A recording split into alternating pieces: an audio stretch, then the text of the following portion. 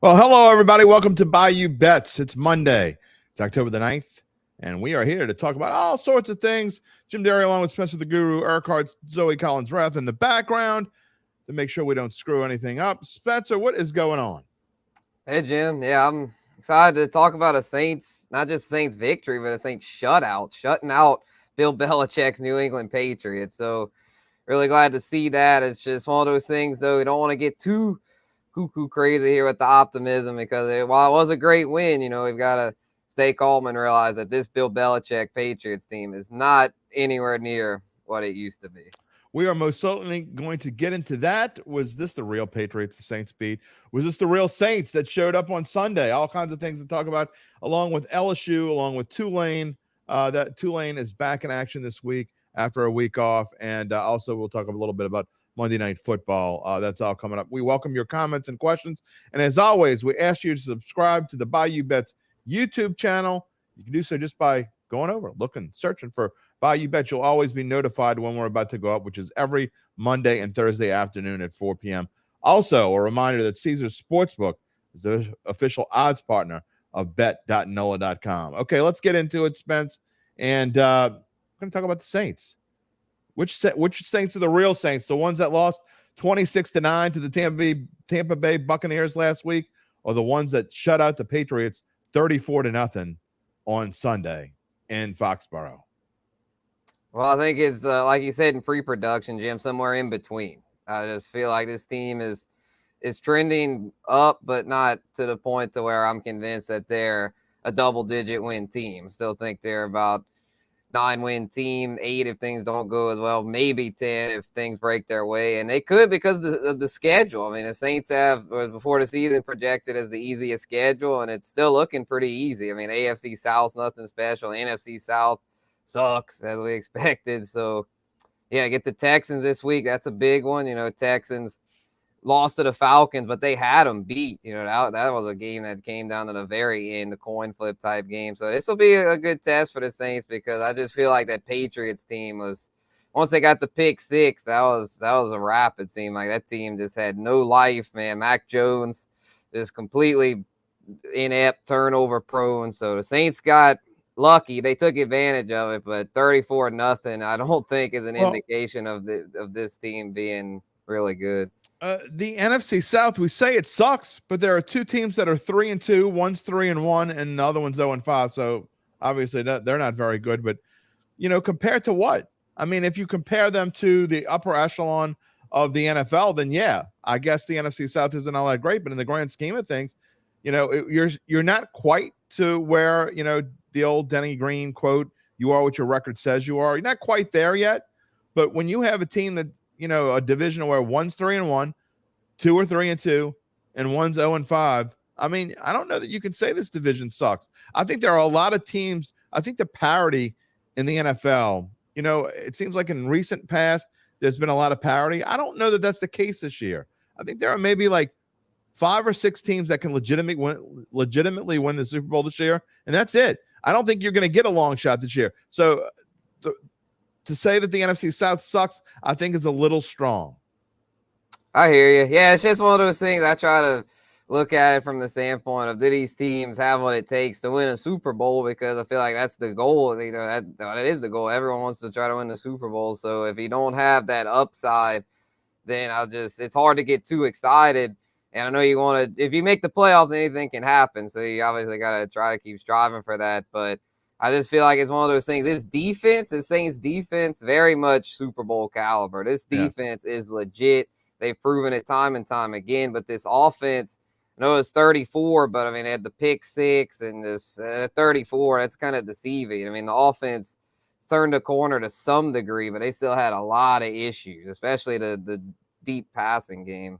Yeah, you're also talking about an offense. And look, I'm not defending the Saints. Don't get me wrong. I think that I think where they went from the beginning of the season, where we thought they would be, if you asked me where I thought the Saints, where I think the Saints are now compared to where I thought they would be, I know their record's 3-2, and that's fine and dandy, but I don't think this team is as good as I thought they would be. I think they're worse. They're definitely worse.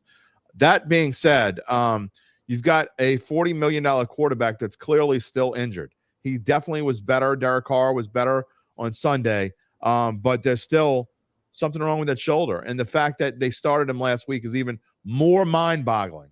To me, this coaching staff that put their star quarterback out on the line last week, well, he can't hurt it any worse than he hurt it already. I don't believe that for 1 second. Not only that, he was completely ineffective last week. Not going to rehash last week, but he was a little bit better this week.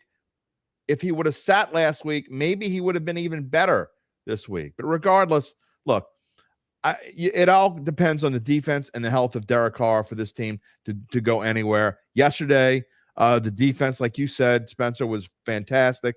They were much better than the rankings that have been dipping, and you see the numbers there. That's the rankings going into this past week for both of these teams going forward. And so the Saints will probably be back into the top 10 after the 34-0 shutout. But they have got to be consistent. They have got to have a better game plan. What I want to see is a game plan that is consistently good, not one that's, okay, it's good this week, it's bad the next week, it's terrible the week after that, it's great the week after that. They have got to be able to find a way. Yeah, and that was the problem last year with his Dennis Allen coach team. 100%. One game, he'd be like, I remember like that Rams game at home or the Raiders game where they shut down Derek Carr. It was like, wow, this team's really something. They're really turning the corner. But then the next week, you'd have, like, I think it was the Steelers game where they just fell flat. And that 49ers game, I know the 49ers are really good, but it's shut out. Like, you just can't be having games like that. So, yeah, other than that Bucs game, this team's played fairly well in all the games, but the offense, though, it's because of the defense. I think the defense has played fairly well. I don't think the offense. I don't think the offense has played well. The word well, and that's, of course, that's subjective. I don't think they played well yet. I mean, just because they scored 34 points yesterday, they only had 304 yards. That's nothing to say, okay, we got 304 yards. Nothing spectacular, especially in today's NFL. Alvin Kamara was very good. But really, what else was really good? Derek Carr was, instead of throwing little 2-yard dump-offs, he was throwing 8- and 10-yard dump-offs. So, again, a game plan that was okay. It was all they needed yesterday. But going forward, to play with the big boys, they're going to have to come up with a game plan to whether – I mean, the reason why you got Derek Carr was so that you could throw it deep. You could be accurate deep. They haven't even tried that. And again, he's coming off of an injury. I get why you didn't yesterday, but just in general. We have not seen anything from this offense that leads you to believe that this is a team that can go further than the first round of the playoffs.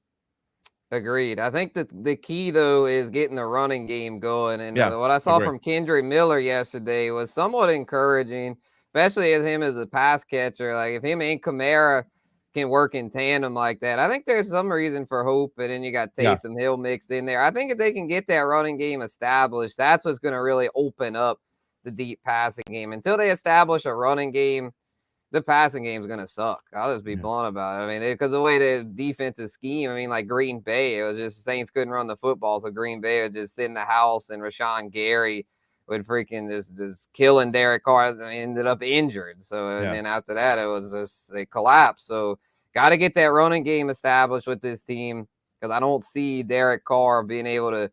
He's okay, but he's not good enough to just carry the team. Like, he's got to have the running game. I feel like leading the way. The running game's got to be the strength of the offense. I feel like the way it was when Drew Brees' later years, like the running game was what was leading this team and the defense. And so Dennis Allen built this team to play defense and run the football. So we've got to get this running game going. And if so, they've got enough weapons with Olave, Mike Thomas, and Shaheed to where this offense can hopefully at least be mid-pack. Because if defense is above average, a mid-pack offense, you never know what can happen. So we just got to just stay the course and just keep trending in the right direction. Can't go in the next week and have another bad game plan. One of the things we were talking about in pre-production, I think it's a topic that's interesting and definitely worth bringing up today is, Saints winning 34-0. You kind of touched on it. Mac Jones was awful. And he is not going to be the future for that New England Patriots team. I think everything changed for the Saints when they took a 34 to win 34-0. They took that 7-0 lead on the pick six by the Honey Badger. And to me, that's when everything changed. But if you look before that, Spencer, Saints had some offensive drives that kind of stalled out, which is concerning. The Saints clearly were the better team from the get-go. But, man, I don't know where to rank this Patriots team because they've actually looked decent in a couple of their games, but they've also now had back-to-back losses, the two worst in the Bill Belichick era.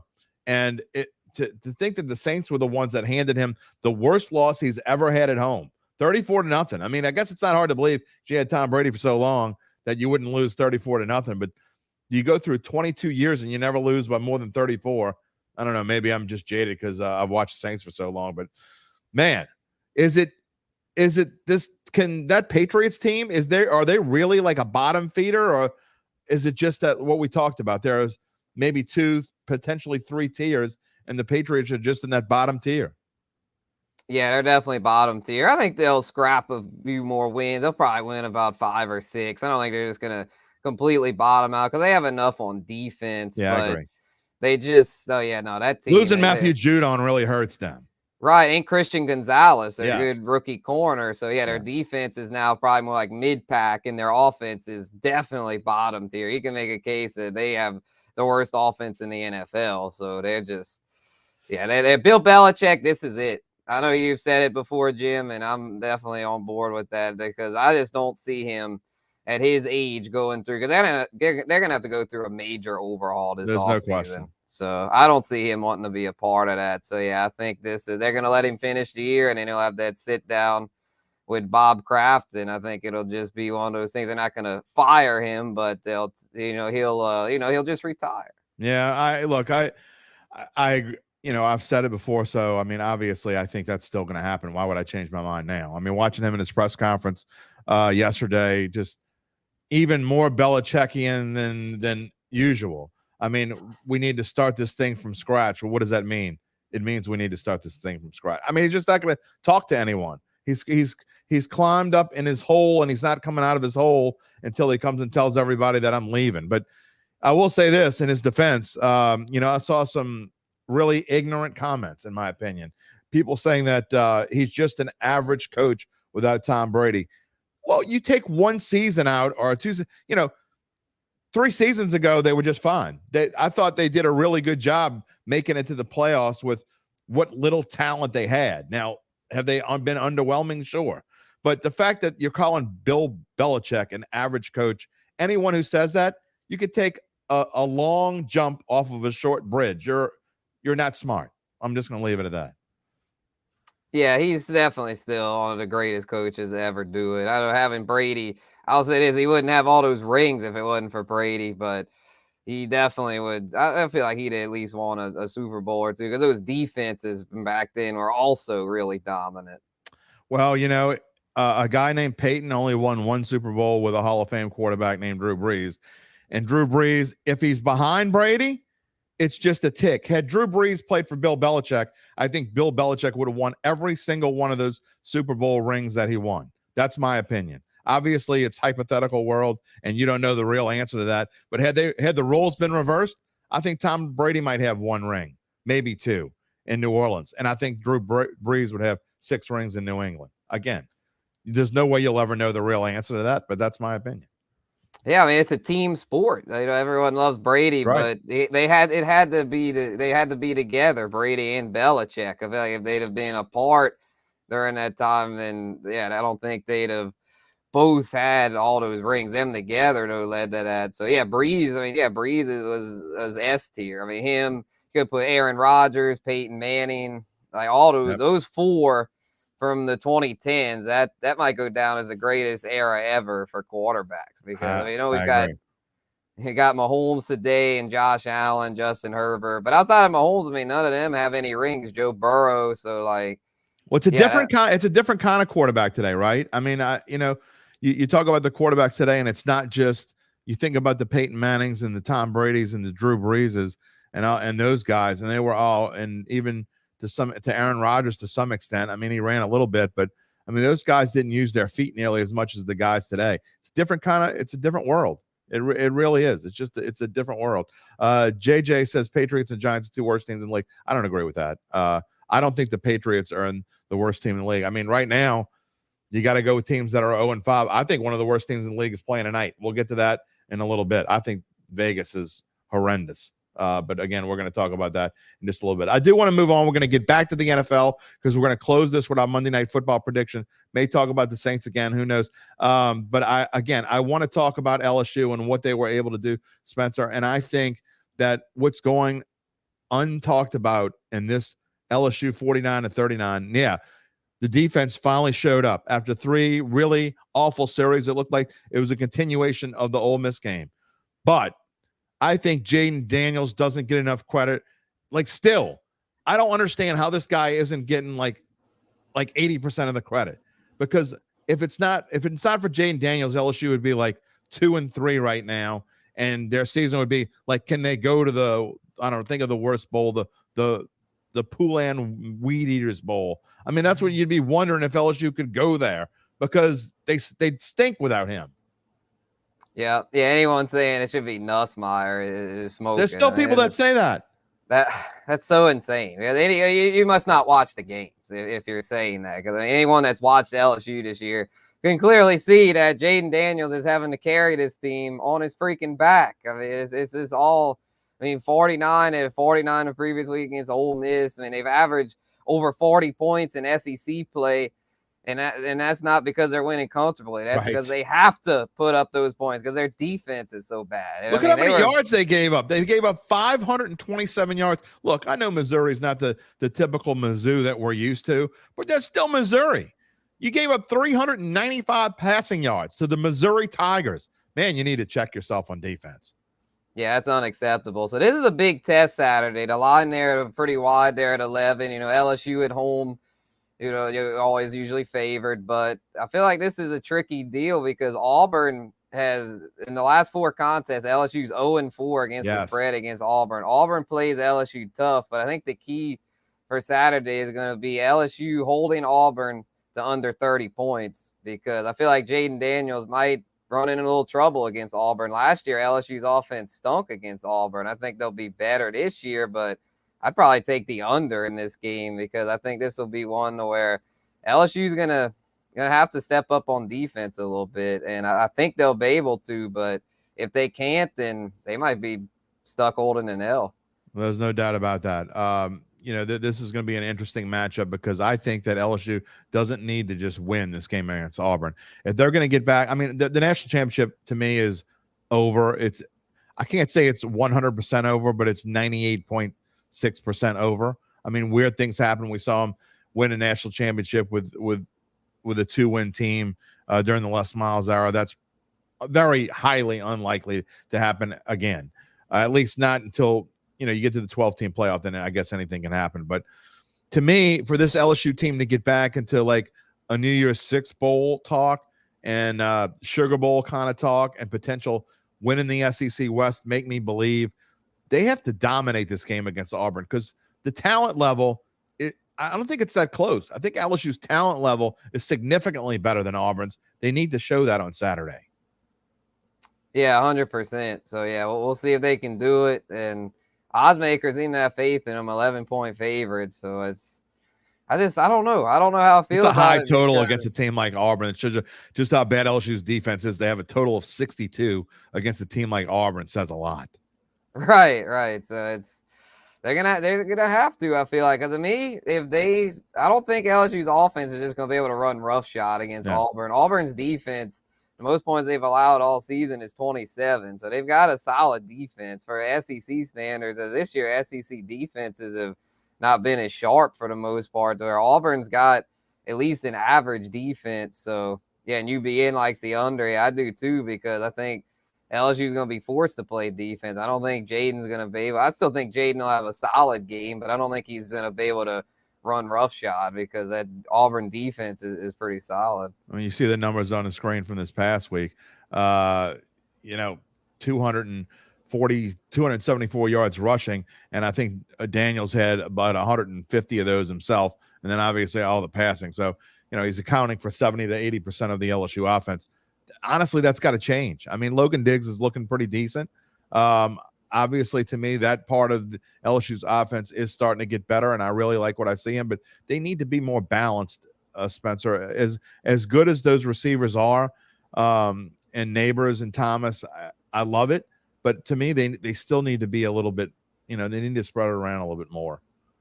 Yeah, for sure. Which I think they could get that going in this game. I think this is a good test for the offense as far as having to face a defense that's at least a little better than what they've been facing. I mean, Mizzou's defense pretty bad. Ole Miss defense pretty bad. So this will be one where they'll have to get a little more creative, I feel like. And yeah, like you said, have more pieces involved. They've been kind of just too much with just running Jayden and then with the same weapons. So they can get a little more just diversity within the amount of touches there and have it distributed to more people there. And they've got talent, though.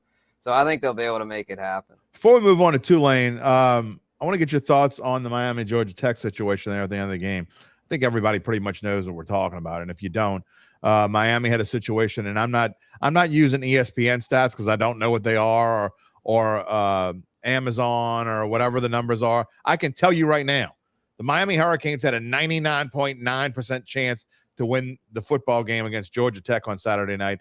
All they had to do was take a knee. Mathematically, if they kneel on the football, Georgia Tech was out of timeouts and had no chance to stop the clock. And for some unknown reason, they decided to run the football, ended up fumbling, and then Georgia Tech still needed a miracle. Even after they recovered the fumble, they had about 50 seconds left, and Spencer, they were able to get the 40-something yard pass. I don't understand that at all, and I did want to bring it up here. I'm assuming you saw the play. I haven't even seen it yet. I didn't know. Oh, you don't know what I'm talking about? Okay, well, then maybe I'm not. Maybe you had too much fun this weekend, but you need to go take a look at it. But seriously, it goes to show. I don't know if analytics told them I blame everything on analytics, so it's probably not analytics. But they literally got a first down. There was about 2 minutes and 2 seconds left, I believe, when they got the first down out of timeouts. The Georgia Tech Yellow Jackets were out of timeouts, and they decide they're going to hand off the ball instead of kneeling on it on second down. They fumbled and gave the ball to Georgia Tech with about 50 seconds left. Georgia Tech they only needed 40 seconds left. They threw about they moved it down the field about, I think, 2 or 3 plays to get to within 40 yards, and then they threw a 40-yard touchdown pass. Insane. It's been the talk of the weekend. Need to make sure you say it. Goes to show you, boys and girls, just don't be stupid. That's going to get that guy fired. Miami's in a world of hurt. I mean, they were going to remain undefeated. Rolling.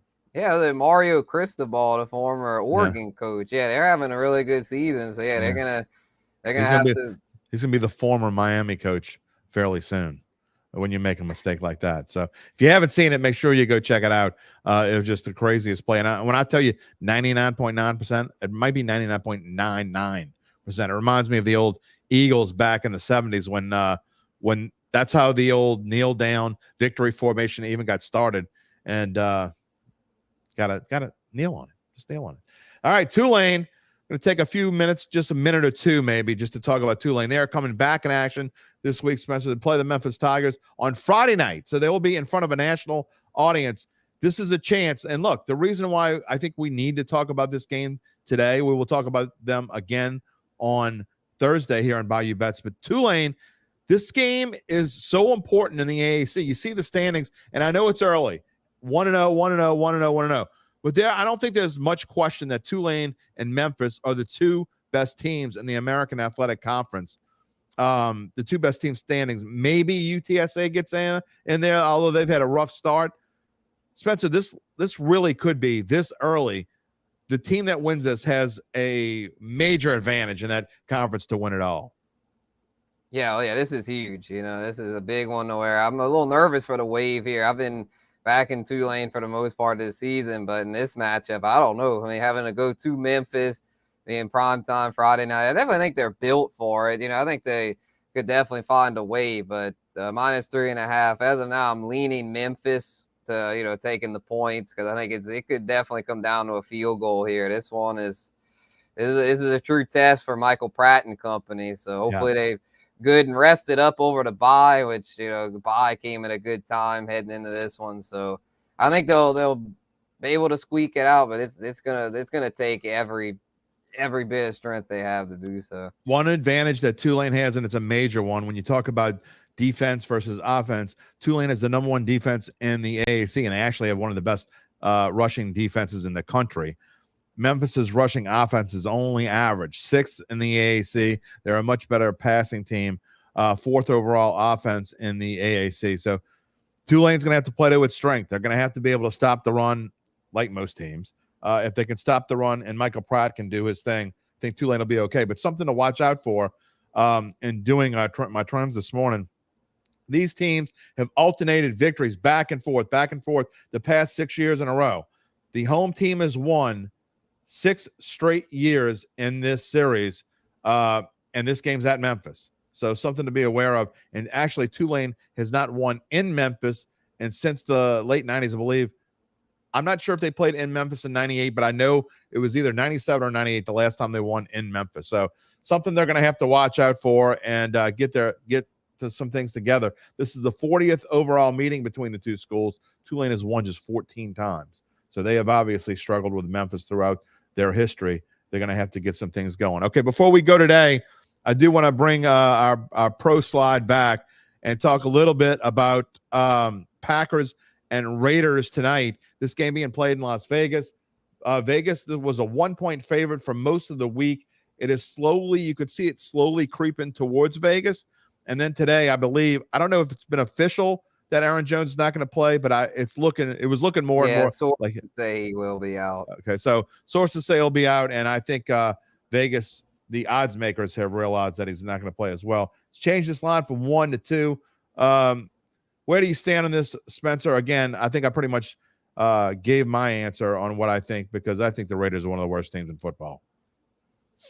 All right, wait, I'm not a big Raiders fan per se, as far as I don't think they're that good. They're not going to make the playoffs, but I do like them in this matchup because I see Max Crosby, their elite edge rusher, having a field day against that beat-up Packers offensive line. Because Aaron Jones' absence hurts, but I'm more concerned about the Packers just being beat up front. With Bakhtiari, they're expecting back this year, and he's killing We've been talking about him for 3 That's years what I'm saying. now.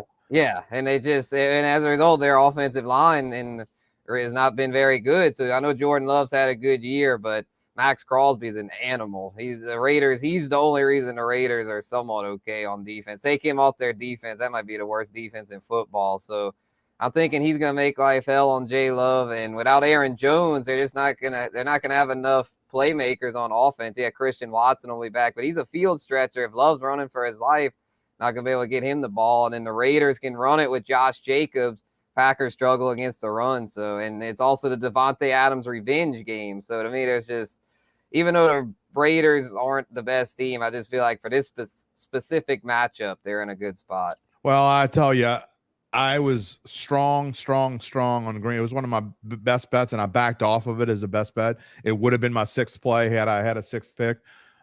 And I've been listening to Talking Heads talk about the Raiders. I think everybody's on the Raiders tonight, which is another reason why I love Green Bay.